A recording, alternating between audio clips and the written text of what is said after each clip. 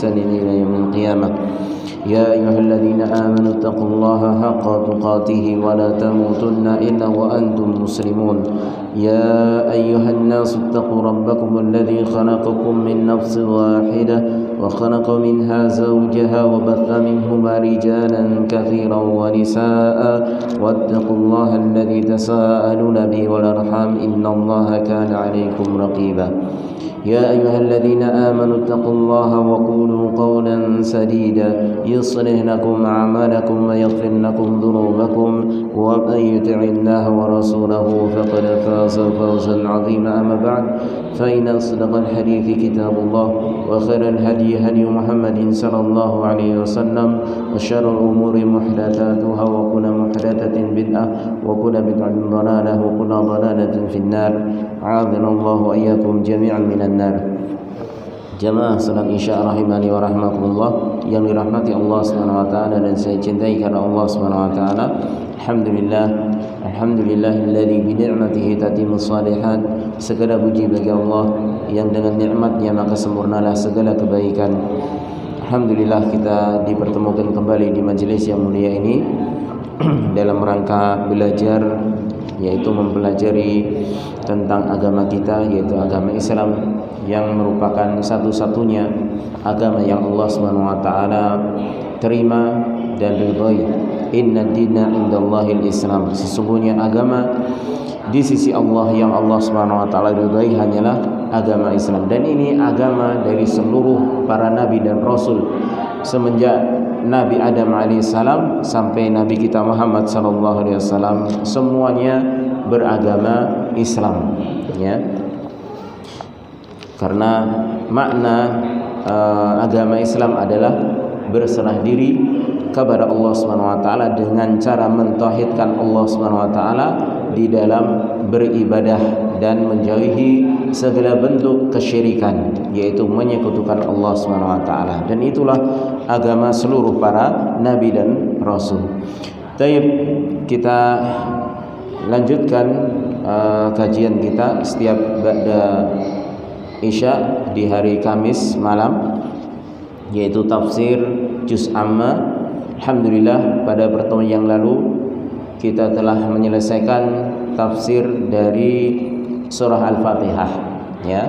Walaupun surah Al-Fatihah tidak termasuk dalam Juz Amma, tapi saudaranya masuk dalam juz pertama, akan tapi di sini dibawakan sekali lagi karena pentingnya surah Al-Fatihah dan menjadi rukun di dalam ibadah kita, yaitu ibadah sholat kita, ya. Maka di sini Syekh Muhammad bin Shalih Al-Utsaimin mendahului tafsir juz amannya dengan memberikan pelajaran, yaitu tafsir surah Al-Fatihah terlebih dahulu. Baik. Dan kita kemarin telah mengetahui tentang dari awal sampai akhir dari surah Al-Fatihah, yaitu maknanya, tafsirnya, ya, dan pelajaran-pelajaran yang sangat berharga di sana, ya. Itu pun masih dikatakan oleh beliau rahimahullah sebagai ilmu yang sedikit dan merupakan qitratun min bahrin, yaitu setetes dari lautan, ya. Artinya apa yang disajikan di dalam mengupas surah Al-Fatihah itu hanya baru sedikit, ya. Di sana ada kitab yang disarankan oleh beliau, yaitu kitab Madarijus Salikin, yaitu milik Ibnul Qayyim rahimahullahu taala, ya. Di sana membahas lebih luas lagi tentang surah Al-Fatihah. Baik, sebelum kita masuk di sini saya ingin sedikit menasihatkan bagi saya pribadi dan jamaah sekalian. Setelah kita mengetahui dari tafsir surah Al-Fatihah, walaupun itu masih secara ringkas, tapi insya Allah itu cukup untuk menjadi bahan renungan kita di dalam kita sholat, ya. Maka hendaknya benar-benar kita renungkan dalam hati kita, kita fokus pikiran kita, ya, ketika kita membaca surah Al-Fatihah, karena disitulah Allah Subhanahu wa taala setiap ayatnya itu menjawab apa yang kita ucapkan, ya, sebagaimana dalam hadis yang sahih ketika kita mengucapkan alhamdulillahirabbil alamin, Allah Subhanahu wa taala menjawab hamidani abdi, hambaku telah memujiku, ya. Kemudian ketika kita mengucapkan ar-Rahman ar-Rahim, maka Allah kembali mengatakan athna alayya abdi, hambaku kembali berulang memujiku, ya.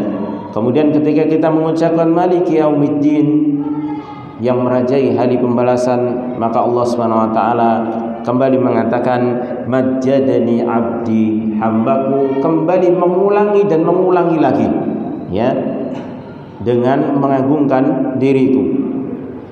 Kemudian ketika iyyaka na'budu wa iyyaka nasta'in, maka Allah Subhanahu wa taala mengatakan hadza li wa li abdi, hadza baini wa baina abdi, ini antara hambaku dan diriku. Artinya ini ikrar kita kepada Allah Subhanahu wa taala, ya, bahwasanya kita mengikrarkan kita hanya beribadah dan meminta tolong hanya kepada Allah.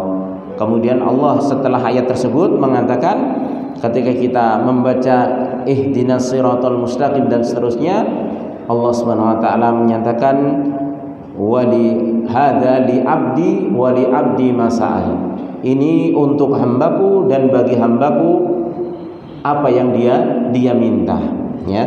Maka ini hendaknya jadi perhatian kita, ya, karena satu-satunya di sini satu ayat yang menjadi rukun di dalam kita sholat, dan ketika kita membaca per ayatnya Allah membalas, ya, apa yang kita baca, ya. Taib. Dan juga di antara nasihat untuk saya pribadi dan jamaah sekalian, yaitu hendaknya kita benar-benar perhatian dengan surah Al-Fatihah. Yang pertama dengan kita terus berusaha memperbaiki bacaan kita, ya, karena ini rukun, ya, karena ini rukun. Jadi kalau kita memang belum pernah memperbaiki bacaan kita, maka perbaiki bacaan kita dari benarnya makhraj hurufnya, ya, walaupun terkadang lidah kita tidak sempurna sesuai dengan harapan, maka paling tidak kita punya usaha, ya, karena untuk sesuai makhraj yang bagus, yang tepat itu butuh latihan, ya, butuh latihan. Terkadang kita setoran dengan teman kita, dengan guru kita, mungkin sekali, dua kali, atau beberapa pertemuan. Tapi yang menentukan adalah ketika kita ulang-ulang itu sendiri, ya. Jadi kita ulang terus sendiri, ya. Karena tidak mungkin kita akan selamanya duduk kemudian menyetorkan Al-Fatihah terus kepada guru kita, nggak mungkin, ya. Kita juga butuh belajar yang lainnya. Tapi paling tidak kita tahu bagaimana cara pengucapan yang benar, kemudian untuk menjadikan lidah kita tidak kaku, itu perlu kita ulang, ya. Dan mengulang itu bukan hanya ketika kita sholat 5 waktu, bukan, tapi ketika kita di waktu-waktu yang kita luangkan untuk mengulang, ya. Dan itu masya Allah berpahala, karena yang kita ulang adalah Al-Quran yang setiap hurufnya itu mendapatkan 10 kebaikan, ya.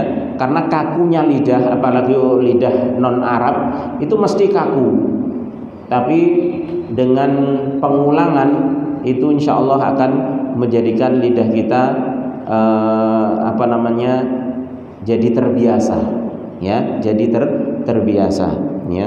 Seperti seorang belajar bahasa Inggris itu kan juga seperti itu. Pertama kaku-kaku, tapi karena sering, ya, karena sering maka akhirnya jadi terbiasa, ya. Maka dari itu masuk bahasa Inggris saja kita bisa, tapi Al-Fatihah kok amburadul, ya. Maka ini sesuatu hal yang tidak pantas bagi seorang muslim.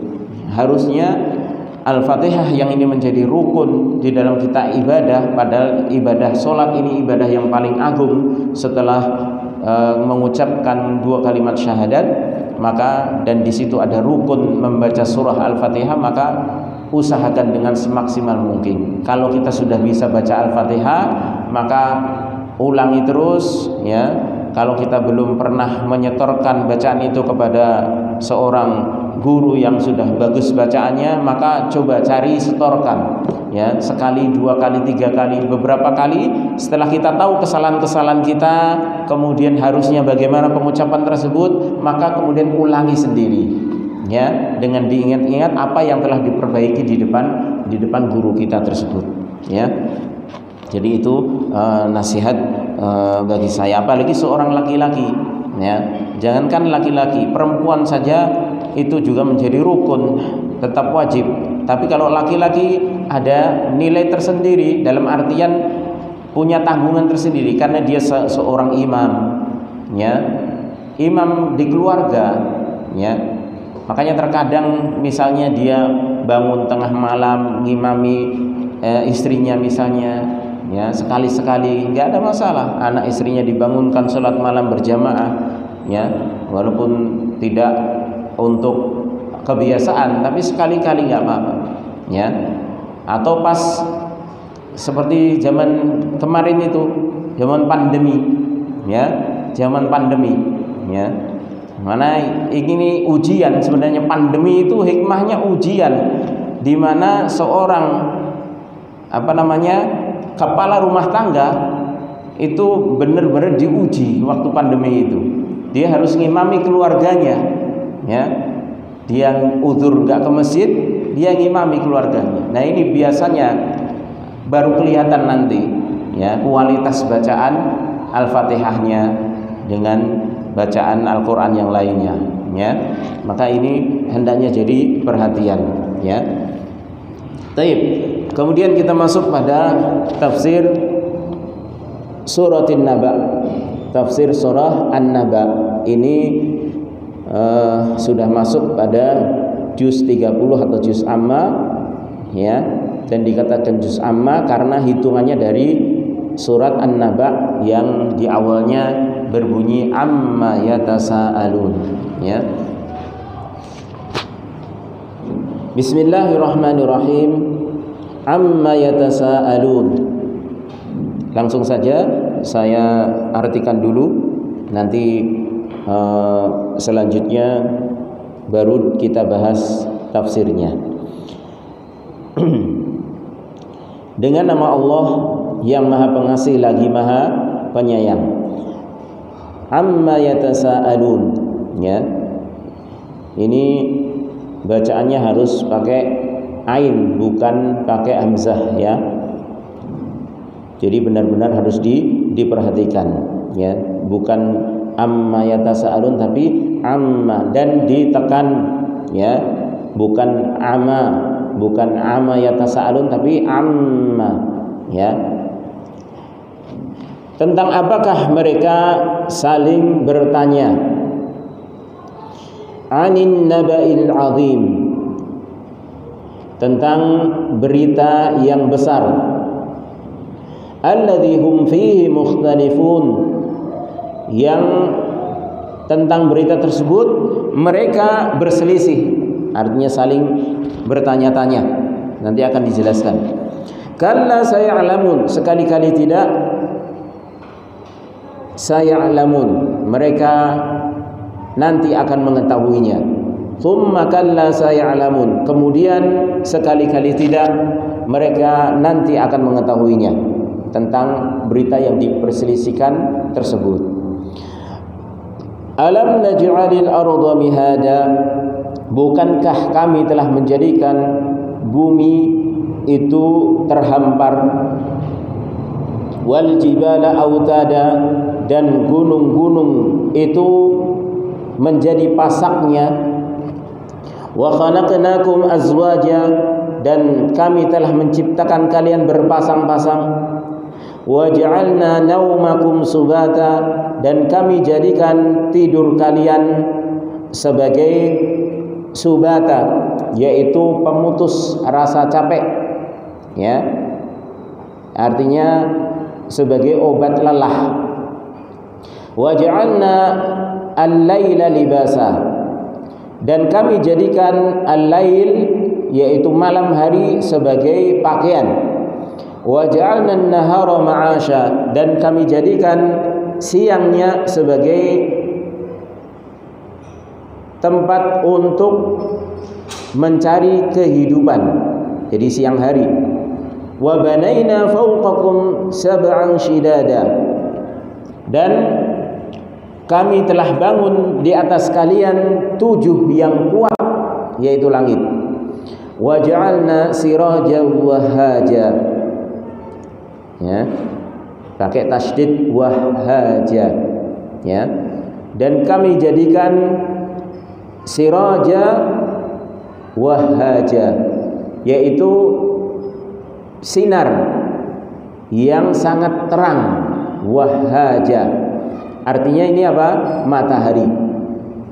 Wa anzalna minal mu'sirati ma'an thajjaja, dan kami telah turunkan, yaitu awan, ya, awan yang mengandung air. Jadi dari awan tersebut kami turunkan berupa air, keluarkan air darinya, thajjaja. Ini juga tasydid thajjaja, yaitu air yang melimpah, yang terus mengucur, ya, saking banyaknya hujan, ya. Linukhrija bihi habban wa nabata, agar supaya kami keluarkan dengannya, dengan air yang turun tersebut, yaitu biji-bijian dan tumbuh-tumbuhan. Wa jannatin alfafa, dan juga kebun-kebun yang rindang, ya. Alfafa itu maknanya rindang, lebat, atau secara bahasa lafif, yaitu sesuatu yang apa namanya, sama. Artinya saking lebatnya seakan-akan pepohonan itu satu, ya. Makanya kalau kita lihat di depan rumah, kalau dikasih tanaman pohon yang sejenis, pohon apalah istilahnya, itu kemudian kayak jadi pagar, gitu kan. Padahal batangnya sendiri-sendiri, tapi saking lebatnya biasanya kayak satu kesatuan. Itu namanya alfafa.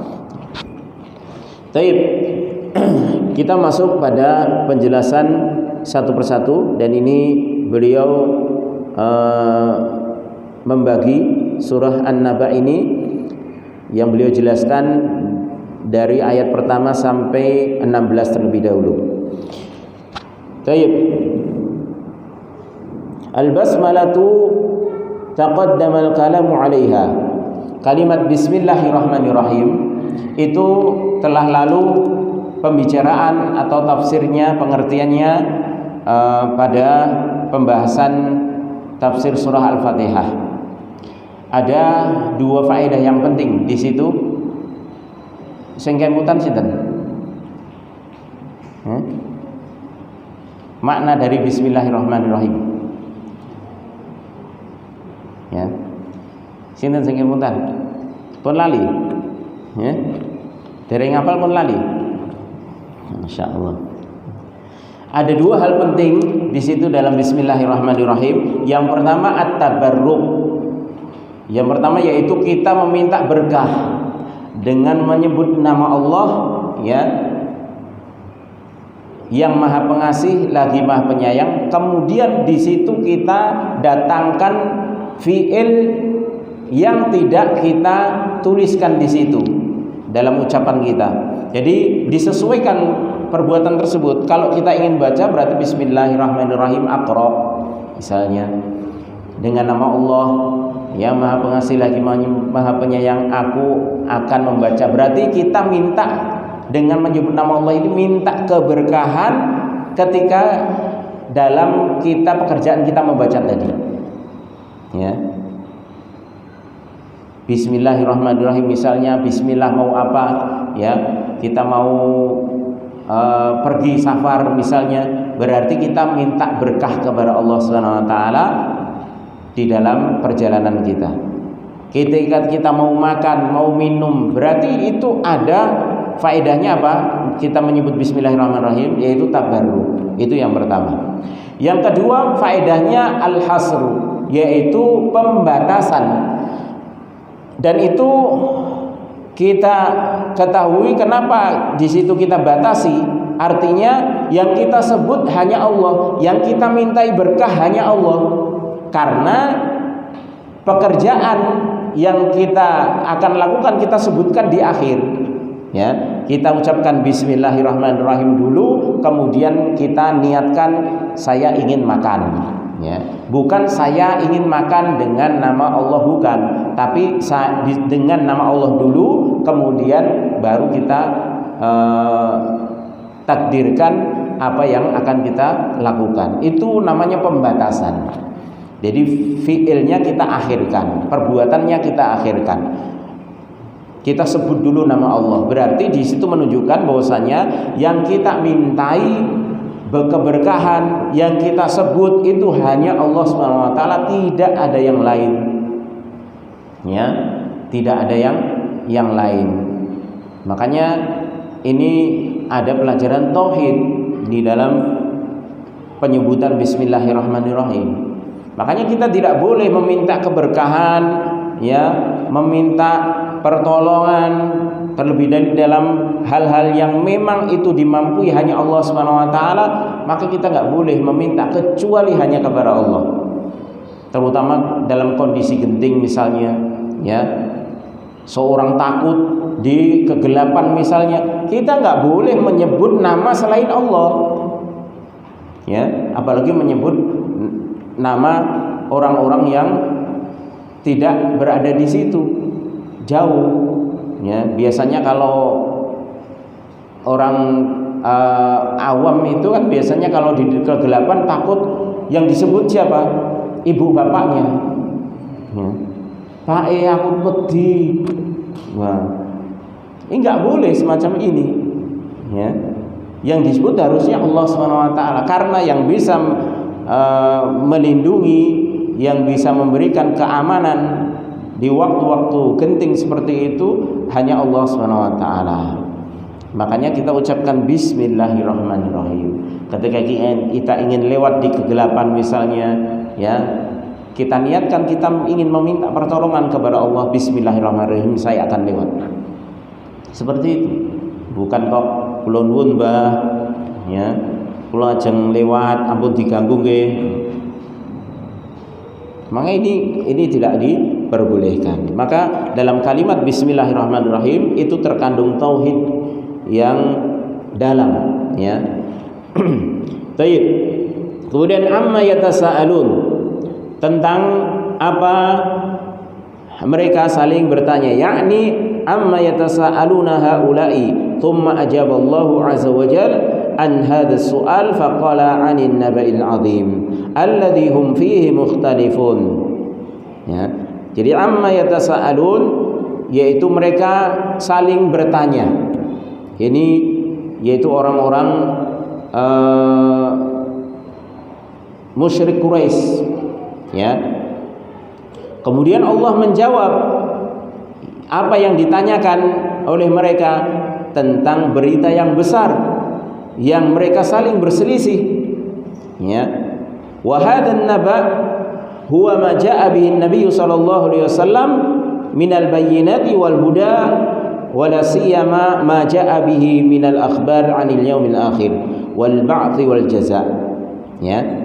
Dan an-naba di sini yaitu apa yang datang dengannya Nabi alaihi salatu wasallam dari penjelasan-penjelasan dan petunjuk, terlebih lagi apa yang datang dengannya dari kabar-kabar tentang hari akhir, tentang kebangkitan dan juga tentang balasan. Makanya an-naba di sini ahlu tafsir ada 3 pendapat. Yang pertama, kenapa mereka orang-orang kafir Quraisy itu bertanya tentang an-naba yang al-azim, yang disifati dengan berita besar, berita yang agung, ya. Yang pertama yang mereka tanyakan tersebut, artinya pertanyaan mereka itu pertanyaan mengingkari.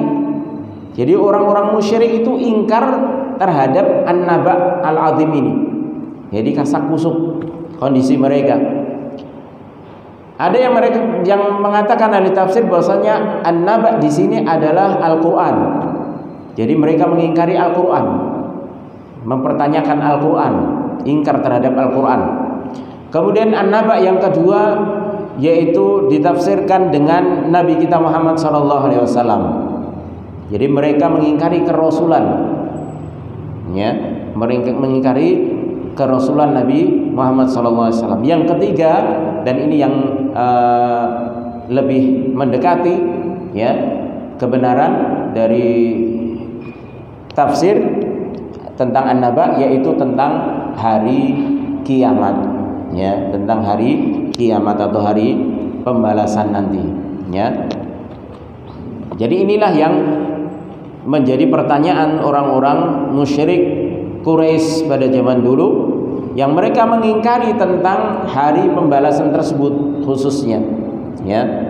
Walaupun ketiga tafsiran tersebut kalau digabungkan sebenarnya tidak bertentangan, cuman konteksnya dengan ayat setelahnya nanti itu lebih tepat, bahwasanya an-naba'ul azim, yaitu berita yang besar, ini adalah tentang berita akan adanya hari kebangkitan, hari kiamat, ya. Karena orang-orang musyrik itu tidak mengingkari akan adanya Allah, ya.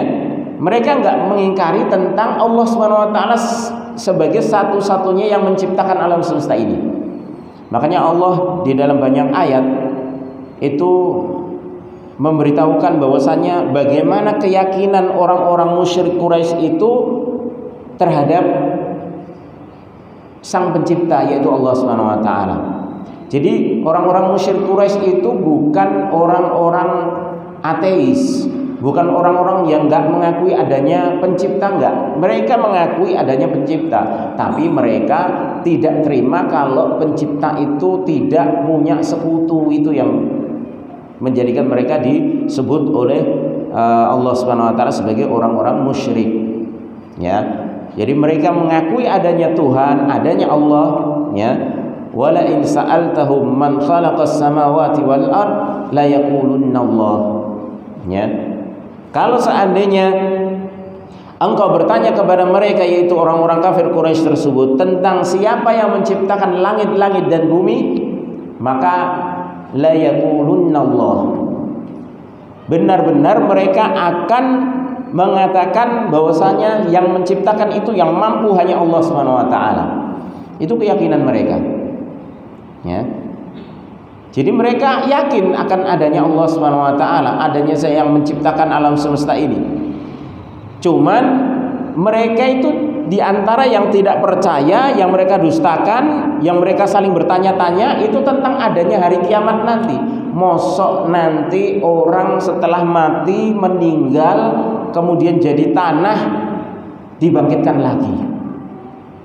Mereka nggak yakin dengan itu semuanya. Itu yang mereka dustakan, ya. Itu yang mereka dustakan. Makanya ada dua golongan di kala itu. Ada yang golongan beriman, yaitu yang membenarkan, meyakini bahwasanya nanti akan ada kebangkitan dan itu Allah Subhanahu wa taala Maha mampu untuk melakukannya. Ada yang mengingkari sebagaimana orang-orang musyrik Quraisy. Tapi mereka bukan mengingkari akan adanya Allah. Mereka yakin ada Allah Subhanahu wa taala yang menciptakan mereka, alam semesta ini Allah. Mereka yakin dengan seyakin-yakinnya. Yang mengatur alam semesta ini Allah.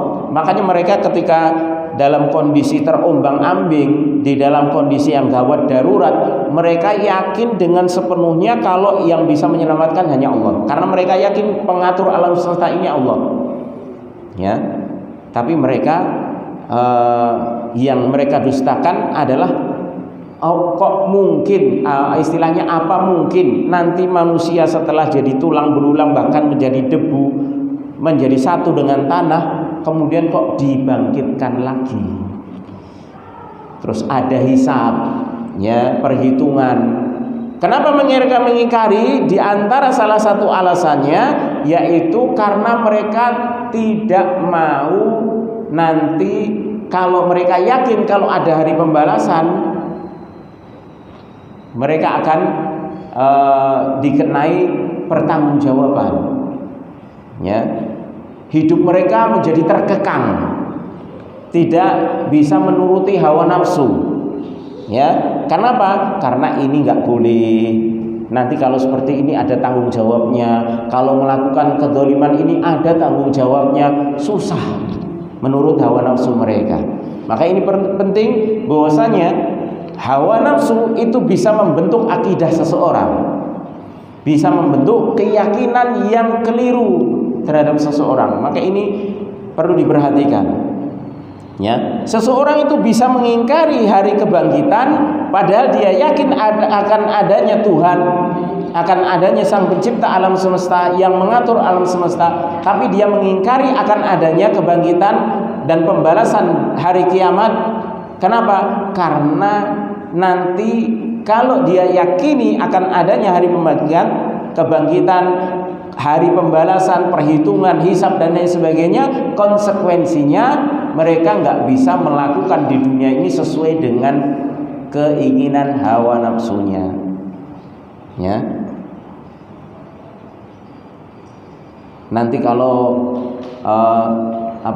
minum khamar dilarang, wah, kalau nekat nanti akan ada pertanggungjawabannya. Zina dilarang, nekat ada pertanggungjawabannya. Ya. Mendolimi orang, nekat ada pertanggungjawabannya.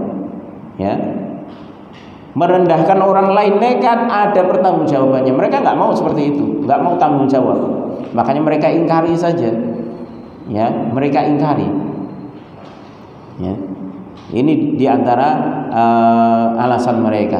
Oleh karenanya hawa nafsu itu terkadang bisa membentuk karakteristik akidah atau keyakinan seseorang. Ya. Jadi kalau nggak sesuai dengan hawa nafsunya, wah, nggak mau meyakini, karena konsekuensinya nanti terkekang, ya, menurut mereka, ya. Baik, wa qad ikhtalafa an-nasu fi hadha an-naba'i alladhi ja'a bihi an-nabiy sallallahu alaihi wasallam, faminhum man amana bihi wa saddaqa wa minhum man kafara bihi wa kadzdzaba. Maka manusia terbagi di dalam masalah berita tentang hari kebangkitan ini, hari kiamat ini yang dibawa oleh Nabi kita Muhammad SAW. Di antara mereka ada yang beriman kemudian membenarkan, yang mereka adalah orang-orang yang beriman, dan di antara mereka ada yang kufur, mengingkari dan mendustakan. Dan inilah kondisi orang-orang musyrikin Quraisy pada waktu itu. فبين الله أن هؤلاء الذين كذبوا سيعلمون ما كذبوا به علم اليقين. Maka Allah Subhanahu wa taala menjelaskan kepada mereka, yaitu orang-orang yang mendustakan tersebut, bahwasanya mereka nanti akan mengetahui apa yang telah mereka dustakan tersebut dengan ilmu yakin. Artinya benar-benar sesuai dengan yang diberitakan, yang telah mereka dustakan. Ya. Mereka mendustakan tentang kebangkitan, nanti benar-benar itu akan tampak nyata bahwasanya manusia ini benar dibangkitkan dan mereka akan mengalami itu. Ya. Makanya Allah Subhanahu wa taala mengatakan kalla saya'lamun. Ya. Maka sekali-kali tidak, kelak mereka akan mengetahuinya. Wa dzalika idza ra'au yaumal qiyamah yauma ya'ti ta'wiluhu yaqulu alladziina nasuhu min qabl qad ja'at rusulu rabbina bil haqq.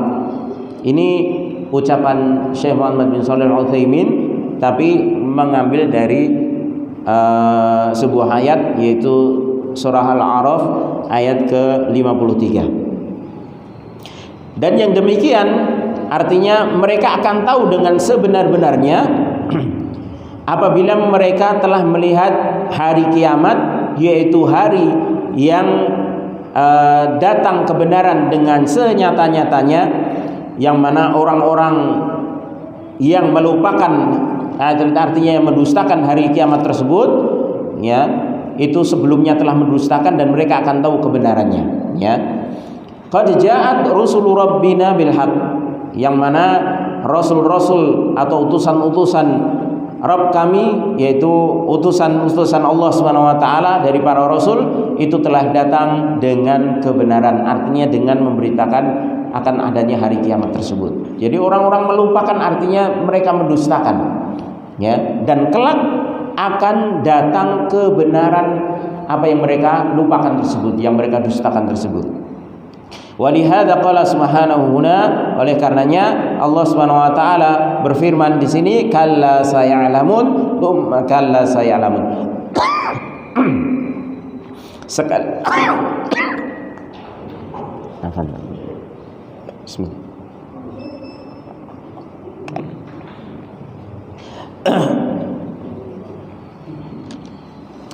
Kalla sayalamun, sekali-kali tidak mereka akan mengetahuinya, kemudian sekali-kali tidak mereka akan mengetahuinya. Wal jumlah tsaniyah taukidun lil ula min haitsul ma'na. Dan jumlah yang pertama, yaitu tsumma kalla sayalamun, itu adalah sebagai penguat, ya, untuk kalimat yang sebelumnya, yaitu kalla sayalamun, kemudian dikuatkan dengan tsumma kalla sayalamun. Tapi ini sebagai takkid, ya, secara makna saja, bukan secara i'rab, ya, bukan secara i'rab, ya. Wa in kanat laysat tauqidan bi'tibar istilahin nahwiyyin, walaupun itu tidak dikatakan takkid, penguat, kalau dilihat dari istilah ahlu nahwi. Kenapa? Karena di fasal, yaitu dipisah dengan kalimat tsumma, huruf ataf, ya. Karena yang namanya takkid itu datang tanpa dipisah dengan kalimat ataupun huruf. Jadi misalnya kalla sayalamun, baru itu takkid secara i'rab, ya. Bagi yang nggak paham bahasa sambil lalu saja. Pokoknya intinya ini Allah menyatakan bahwasanya kenapa dua kali Allah sebutkan kalla sayalamun tsumma kalla sayalamun, itu untuk menguatkan, artinya benar-benar kalian nanti akan tahu, ya, yang mengingkari hari kebangkitan, kalian benar-benar nanti akan tahu dengan seyakin-yakinnya, ya, dengan ilmu yakin, ya, karena kalian juga akan merasakan hal tersebut, ya. Baik. Kita lompati saja tentang pembahasan bahasanya di sini. Wal murad bil ilmi alladhi tawa'adahumullahu bihi huwa ilmul yaqin alladhi yushahidunahu ala hasbi ma ukhbiru bihi. Dan yang diinginkan dengan al-ilmu yang Allah janjikan kepada mereka, artinya kalla sayalamun, mereka kelak akan mengetahuinya, mengilmuinya, itu maksudnya apa? Ilmul yakin, ya, yang mana mereka kelak akan yushahidunahu, mereka kelak akan menyaksikannya, benar-benar menyaksikan ala hasbi ma ukhbiru bi, sesuai dengan apa yang dikabarkan. Jadi Nabi SAW telah mengkabarkan bahwasanya nanti akan ada hari kiamat, bahwasanya semua itu akan dibangkitkan walaupun mereka sudah jadi debu, ya, walaupun mereka itu ada yang mati kemudian dibakar, debunya disebar di mana, di lautan, mau dilarung, mau ditaruh dimanapun, nanti akan terkumpul lagi dan menjadi wujud yang sebagaimana Allah Subhanahu wa taala kehendaki, ya, dari orang tersebut, ya. Maka itu akan dibangkitkan lagi nanti, dan itu akan disaksikan, bahkan tidak hanya disaksikan, itu akan dirasakan oleh orang yang mengingkari tersebut. Dia menyaksikan orang lain dibangkitkan dan dia sendiri merasakan dia dibangkitkan. Ya, itu namanya ilmu yakin. Benar-benar yakin, sudah tidak ada lagi keraguan. Ya, sudah nggak ada lagi keraguan. Makanya ketika hari tersebut sudah tiba, ya, apa yang diangan-angankan orang-orang kafir diantaranya, ya laitani kuntu turaba, wahai seandainya aku ini jadi debu saja. Ya, karena dia sudah menyesal mengingkari adanya hari kebangkitan, akan adanya hisab nanti pada hari kiamat. Sehingga ketika dia tahu balasan-balasan yang harus diterimanya sesuai dengan perbuatannya, maka dia berangan-angan, wis ngerti ya diciptake dadi lemah wae wis. Ya. Ya. Jadi tidak ada perhitungan, ya. Dan itu terjadi ketika mereka sudah mengetahui dengan yakin. Tsumma bayyana Allah Ta'ala ni'amahu 'ala ibadihi liyuqarrira hadhihi ni'am fayalzamuhum syukruha. Kemudian Allah Ta'ala menjelaskan nikmat-nikmatnya kepada hamba-hambanya agar supaya apa? Liyuqarrira hadhihi ni'am, agar supaya manusia itu menetapkan, mengakui nikmat-nikmat ini sehingga melazimkan rasa syukur. Ya. Jadi dalam ayat yang selanjutnya, mulai ayat ke-6, jadi dalam Al-Qur'an itu ini susunannya. Ayat pertama, amma yatasaalun 'anil naba'il 'azim alladzi hum fihi mukhtalifun kalla sayalamun thumma kalla sayalamun, itu sudah selesai paragrafnya. Ya. Kemudian masuk ayat ke-6 sampai ke 16, ini sudah paragraf lain. Ya. Di sini Allah ingin menjelaskan tentang nikmat-nikmat yang Allah berikan berupa penciptaan-penciptaan sesuatu yang luar biasa, melebihi penciptaan manusia. Agar supaya apa? Agar supaya orang yang mengingkari tentang hari kebangkitan itu percaya, ya, kembali mengimani, ya, mengakui bahwasanya kalau Allah mampu menciptakan hal-hal yang besar, ya, yang akan disebutkan nanti, maka untuk membangkitkan manusia yang kecil, ya, itu jauh lebih mudah. Ya, makanya di sini Allah Subhanahu wa taala akan mengatakan tentang nikmat-nikmatnya, yaitu di dalam penciptaan makhluk-makhluk yang besar, ya, melebihi manusia. Kalau manusia kecil lah istilahnya, ya. Faqala, kemudian Allah Subhanahu wa taala berfirman, alam naj'alil arda mihada. Yang pertama yang Allah singgung terhadap nikmat yang Allah berikan kepada manusia, yaitu tentang bumi. Bukankah kami telah menjadikan bumi itu mihada, terhampar. Ya, ada yang membaca mahda, ya. Ada yang membaca mahda, yaitu itu adalah sebuah tempat atau kasur yang sudah disiapkan dengan berbagai macam fasilitasnya, kemudian untuk menaruh sang bayi. Itu mahda, ya, atau apa namanya, kayak ayunan itu untuk sang bayi biar nyaman. Jadi disiapkan dulu semuanya. Di situ ada kasurnya, kemudian ada peralatan di pinggirnya untuk mencegah dia tidak jatuh misalnya, ya. Jadi pokoknya itu sudah disiapkan sebaik mungkin sehingga sang bayi ketika ditaruh di situ sudah nyaman. Itu.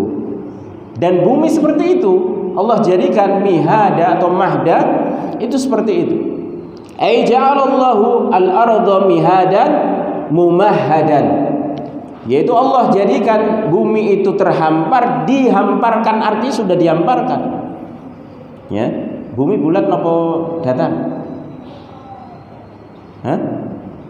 Bumi bulat apa datar? Khilaf ya? Khilaf jamaah sabilillah, insyaallah. Ini memang khilaf. Tapi itu bukan sesuatu yang penting lah istilahnya. Kalaupun kita nggak tahu, tidak mengapa, ya. Ini bukan untuk hal yang urgen, artinya menambah keimanan atau tidak, ini kurang berpengaruh. Jadi nggak perlu dipermasalahkan. Dan mihada itu bisa untuk dalil yang mengatakan bumi bulat dan juga untuk yang mengatakan bumi datar. Karena yang namanya bulat itu dikatakan datar juga karena saking bulatnya besar.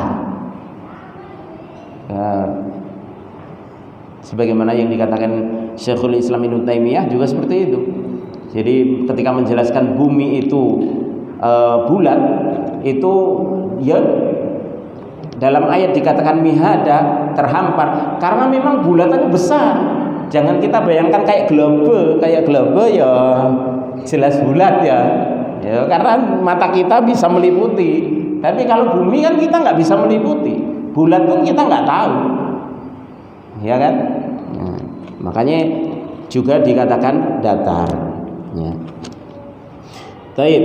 Jadi Allah menjadikan bumi ini terhampar lil khalqi laysat bisulbah allati la yastati'una harthaha walal masya 'alaiha illa bisu'ubatin. Jadi Allah jadikan bumi ini terhampar seperti tadi kasur yang sudah memang disiapkan untuk bayi, tinggal naruh, bayi itu akan tenang. Ya. Jadi sudah disiapkan semuanya oleh Allah Subhanahu wa taala. Laysat bisulbah. Bumi itu tidak dijadikan padat, keras, ya, sehingga tidak bisa ditanami. Ya. Coba nih dunia ini bumi dari padas sampai watu kabeh. Bingung ora? Ya. Oh lagi sebagian nenek kerikil watu padas, ame gawe sumur wis ceklek ning pira. Ya. Kemarin di pondok Jawa Timur itu, pondoknya anak saya itu sampai sekarang belum bisa, patah terus itu, seperti itu. Maka sehingga kalau bumi ini padat semuanya, itu tidak mampu untuk ditanami. Walal masya 'alaiha illa bisu'ubah, dan juga tidak mungkin bisa untuk dijadikan sebagai tempat untuk berjalan kecuali dengan kesulitan. Ya. Mlaku ning kerikilan apa watune sing akeh mbok nganggo sandale ya gampang tugel. Ya. Gampang rusak. Apalagi nganggo sandal loro. Ya, sulit, ya. Walaysat billayyinah ar-rakhwah. Dan tidak pula bumi ini dijadikan layyinah, yaitu lembek dan halus atau licin, allati la yantafi'una biha, yang tidak bisa manusia itu mengambil manfaat darinya. Ya, nggo mlaku yo ora iso nek lembek. Ya. Kabeh ora-ora, ya, kayak lempung ya tidak mendelep. Ya. Dinggo omah ra iso. Ya. Ameh nguruk piye wong kabeh lembek kabeh, ya. Nek atos kabeh ya ora iso dienggo cocok tanam, ya.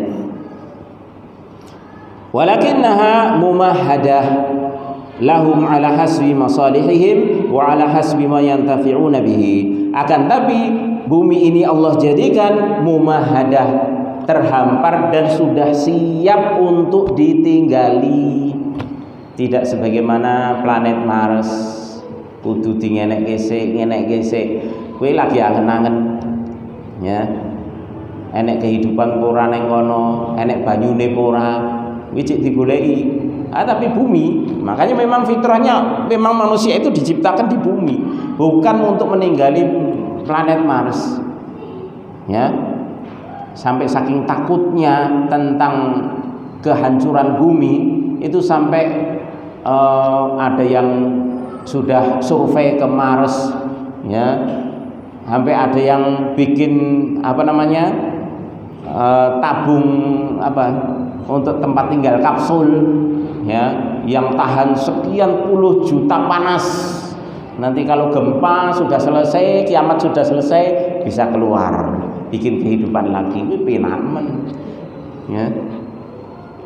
Ini saking istilahnya ingkarnya seorang itu seperti itu. Kematian mereka yakini, tapi kebangkitan itu mereka nggak yakini. Kenapa? Karena kematian itu musyahadah, kematian itu disaksikan.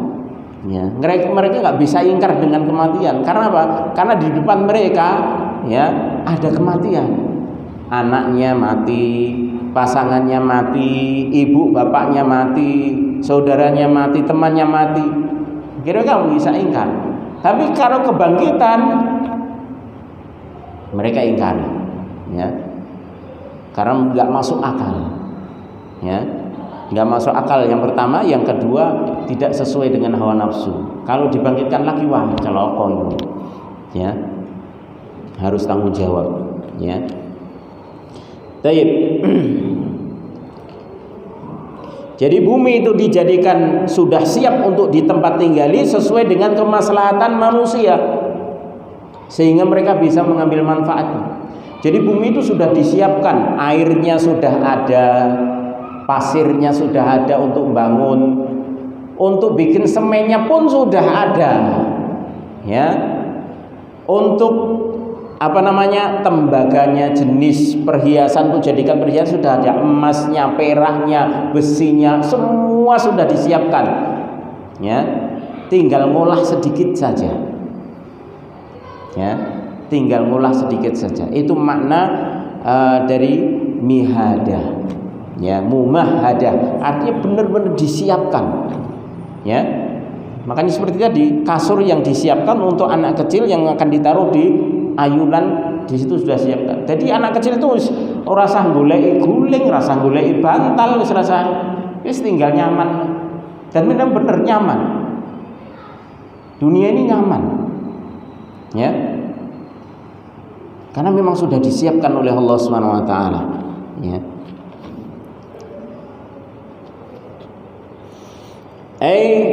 Ja'alahallahu wal jibala autada. Baik, kemudian wal jibala autada. Kemudian kami jadikan gunung-gunung sebagai pasaknya, yaitu sebagai pasak dari bumi tersebut. Ja'alahallahu ta'ala autadan bi manzilatil watad lil khaymah haitsu yuthabbituha fatathbutu bihi.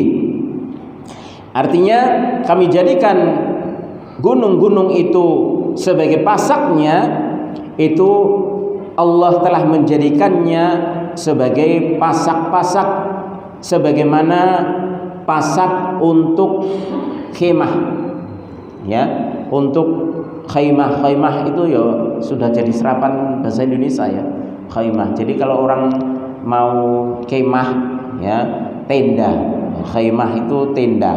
Tapi kalau sekarang bahasa Indonesia khaymah itu untuk aktivitasnya kemah, ya. Adapun tenda, ya tenda, ya. Tapi khaymah itu bahasa Arabnya, bahasa Indonesianya tenda. Jadi gunung ini dijadikan pasak seperti tenda itu ada pasaknya, agar untuk menjadikan tenda itu kuat, ya. Jadi kalau kita ingin mendirikan tenda, itu kan kita pasang 4 atau berapa, 5, minimal 4 kan. Jadi kita tancapkan pasak itu, kemudian baru kita sisakan sedikit, kemudian kita ikatkan di ujung-ujung tenda tersebut. Nah, itu fungsi jibal, fungsi yaitu gunung tadi, ya, fungsinya gunung tadi. Nah, ini menunjukkan bahwa gunung itu pasaknya itu bukan hanya di atas saja. Jadi gunung itu bukan dari tumpukan batu-batu ke atas, tidak, tapi gunung itu ada akarnya. Bahkan kata peneliti, ya, ulama, kalau istilahnya ulama ul ard, ya, ahli apa?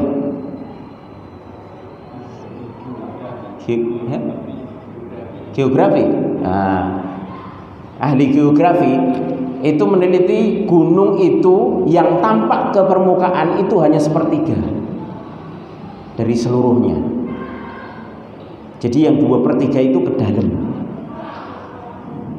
ya, 2/3 ke dalam. Ini sama persis dengan ketika kita nancapkan pakunya 10 cm misalnya, yang kita tancapkan berapa? Biasanya 7 cm. Yang kita biar kuat kan, yang kita sisakan itu 3 cm-nya. Seperti itu, ya.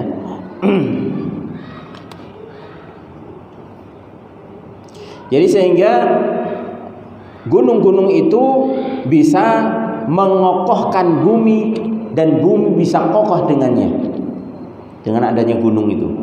Jadi gunung itu benar-benar tertancap sampai ke bawah, ada akarnya. Wa huwa aidan thabitun kama qala ta'ala wa ja'ala fiha rawasiya min fawqiha wa baraka fiha, dalam surah Fussilat ayat ke-10. Dan gunung-gunung tersebut itu kuat, ya, sebagaimana Allah Subhanahu wa taala berfirman dalam surah Fussilat ayat ke-10, dan Allah telah menjadikan di bumi tersebut yaitu gunung-gunung di atasnya, wa baraka fiha, dan Allah memberkahi padanya. Wa hadhil autad qala ulama'ul ard, nah ini, dan al-autad yaitu pasak itu berkata para ulama ahli apa tadi? Geografi, ahli bumi, ya. Inna hadhil jibal, sesungguhnya gunung-gunung ini laha judurun rasikhatun fil ard, bahwasanya gunung ini punya akar-akar yang sangat dalam di bumi.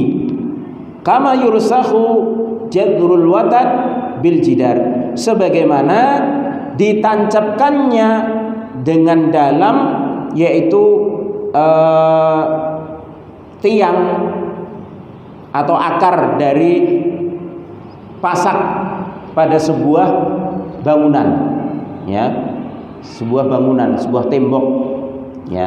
Jadi kalau kita bangun rumah itu kan ada cakar ayam. Nah, itu cakar ayam. Maka semakin kita ingin membangun bangunan itu tinggi, cakar alam juga harus semakin ke dalam, ya, pakai paku bumi. Tapi kalau hanya nggak tingkat, istilahnya cakar ayam paling berapa meter sudah cukup, 1 meter 2 meter lah istilahnya, ya. Tapi kalau tingkat 2, tingkat 3, semakin tingkatnya semakin tinggi, bebannya akan semakin berat, maka kedalamannya juga harus semakin dalam. Itulah pasak, ya. Walidzalika tajiduha sulbatan qawiyatan la tuza'zi'uha ar-riyahu wa hadha min tamami qudratihi wa ni'matihi. Oleh karenanya engkau dapati gunung tersebut sulbatan qawiyatan, itu kokoh, keras, kuat. Gunung itu seperti itu, ya. La tuza'zi'uha, ya, yang tidak terganggu atau goyah dengan angin, ya, dengan adanya angin. Angin sehebat apapun gunung itu tetap kokoh, ya. Sing mubat mapit ya mung wit-witane, ya, gunungnya tetap, ya. Ini gunung sing tenan, ya. Tapi nek gunung-gunungan apa? Aja gunung-gunungan maksudnya gunung padang pasir gitu loh, ya. Gunung padang pasir ini gunung, tapi itu bisa berpindah-pindah. Kenapa? Karena memang nggak ada akarnya. Makanya kalau orang masuk ke padang pasir itu gunungnya nggak bisa jadi patokan, karena bisa jadi pas masuk di depan dia gunungnya, tapi begitu pas ada angin, kemudian tahu-tahu gunungnya sudah ada di sebelah kanan atau kiri. Seperti itu, bisa berpindah-pindah gunung padang pasir. Ini gunung-gunungan, ya. Tapi ini gunung tenan, atos kuat. Nah, karena memang ada akar yang masuk ke dalam, ya. Jadi ini enggak tergoyahkan dengan adanya angin, dan ini menunjukkan kesempurnaan kudrah Allah Subhanahu wa taala. Ya, kemahamampuan Allah dan kesempurnaan dari nikmat Allah Subhanahu wa taala. Ya. Sampai sini dulu ya. Jadi asik ini kalau belajar tafsir ini, masya Allah, seneng. Sing jelas ya seneng jadi. Ya muka-muka saya ngrungokne ya seneng. Ya. Yang jelas seneng saya ngrungokne ngantuk ya wis hidup-hidup niat untuk diri sendirilah gitu. Masya Allah, ya. Taib. Jadi semakin kita mengetahui tafsir dari ayat-ayat dalam Al-Quran, ya, maka itu insya Allah akan membuat kita semakin tambah beriman. Apalagi dalam juz amma itu adalah awal-awal kali dakwahnya Nabi alaihissalam. Karena kebanyakan di dalam juz amma ini surat-suratnya adalah makkiyah, termasuk ini makkiyah, ya. Jadi turun sebelum Nabi alaihissalam hijrah ke Madinah. Jadi kebanyakan itu berkaitan dengan keimanan terhadap hari akhir, ya. Dan inilah yang dikuatkan Nabi selama 13 tahun, ya, selama 13 tahun. Ini semakin kuat seseorang terhadap keimanan terhadap hari akhir, semakin tertata kehidupannya, semakin terarah di dalam dia menjalani kehidupan di dunia ini. Benar, wallahi, ya, semakin terarah. Makanya setiap amalan sering Rasulullah SAW mengatakan man kana yu'minu billahi wal yaumil akhir, siapa yang beriman kepada Allah dan hari akhir. Karena ini sebagai motivasi terbesar. Orang kalau sudah iman dengan hari akhir, dia mau menjalankan sesuatu kekeliruan sedikit saja dia mikir akan mencegah dirinya. Wah iya aku nek nglakoni ini wah nanti wedi tok isine. Ya. Isine wedi. Ya. Aku nek ngene sok ben tanggung jawabku piye? Ya. Seperti itu. Akhirnya dia akan semakin pacu untuk memperbaiki diri. Dan itulah yang menjadikan para sahabat itu manusia-manusia pilihan dan manusia-manusia terbaik dari seluruh pengikut para nabi dan rasul yang ada. Ya. 13 tahun digembleng dengan keimanan terhadap hari akhir, keimanan kepada Allah, Rasulnya, hari akhir.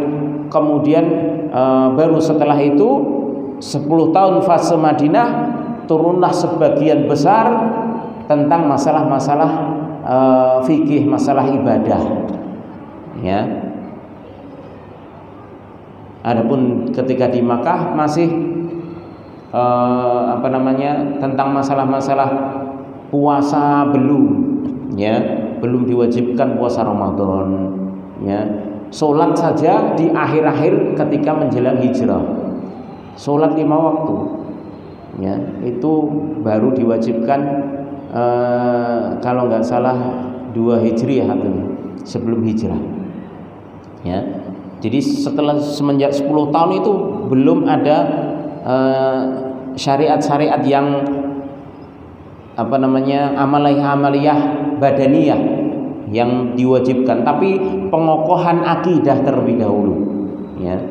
Karena itu untuk kesiapan, ya, kesiapan. Maka ini kita belajar tentang juz amma ini, maka ini untuk nanti mudah-mudahan kita juga bisa bertambah kuat keimanan kita kepada hari akhir, sehingga ketika kita kuat dalam keimanan terhadap hari akhir, kita pun akan termotivasi untuk menjalankan syariat-syariat yang ada, ya, dan kita tidak terbebani. Artinya kita tidak menjadikan syariat itu beban.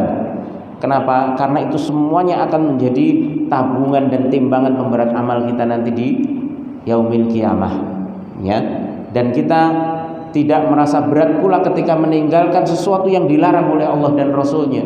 Karena kita yakin itu semuanya justru akan menjadi memberat timbangan kejelekan kita nantinya, ya.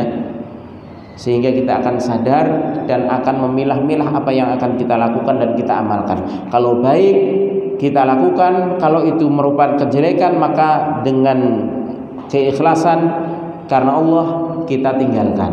Kalau itu memang kejelekan. Wallahu a'lam bishawab. Mudah-mudahan ini bermanfaat bagi saya pribadi dan sama sekalian. Kurang lebihnya saya mohon maaf. Wassallallahu ala nabiyyina Muhammadin wa ala alihi washabbihi wasallam. Wa akhiru da'wana alhamdulillahi rabbil alamin. Subhanakallahumma wa bihamdika asyhadu an la ilaha illa anta astaghfiruka wa atubu ilaik. Assalamualaikum warahmatullahi wabarakatuh.